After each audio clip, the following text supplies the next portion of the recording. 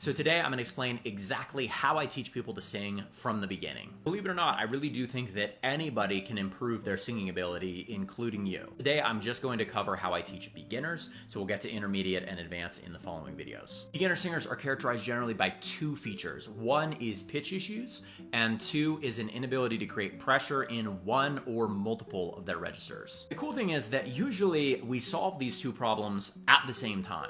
What a lot of times people don't understand about pitch is that it mostly has to do with coordination. Of course, there are some exceptions, but generally speaking, pitch issues are not caused by the ear. They're caused by an inability to actually coordinate the vocal folds in the way that we want to. Maybe the best proof of this anecdotally is that I've worked with a lot of instrumental musicians like piano players, guitar players, who are just wicked musicians who sound tone deaf when they're trying to sing. It's just because they don't have a lot of vocal coordination.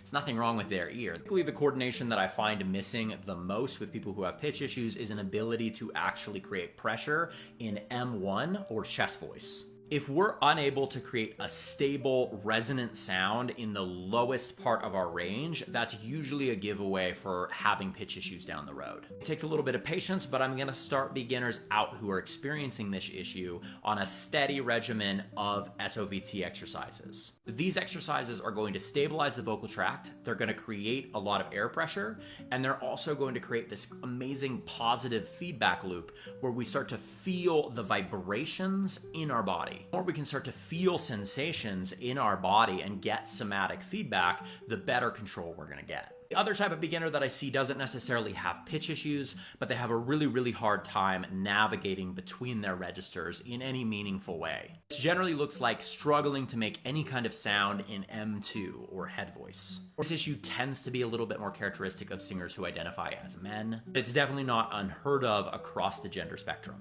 For singers like this, I'm gonna immediately jump to the head voice exercises. We're gonna start drilling the ability to move from head voice to chest voice, even if it sounds very rough at first. But we're just trying to force the voice to go from M2 to M1 in some kind of way. Forcing the transition from head voice to chest voice is a conditioning exercise. But for beginners, this idea of how I see myself as basically just a personal trainer for the voice is gonna be really exaggerated. Beginners need a lot of just exercise. A lot of what they're gonna be doing is not necessarily super technical. It's building those foundations so that we can get technical later on. This approach, I've seen people fix their pitch issues. I've seen people fix the massive holes in the center of their range and do all kinds of amazing things with their voice. In any case, if you have any questions about your own voice, feel free to drop them in the comments below. And if you're interested in vocal coaching or vocal resources, you can click the link in my bio. I'll see you in the next one.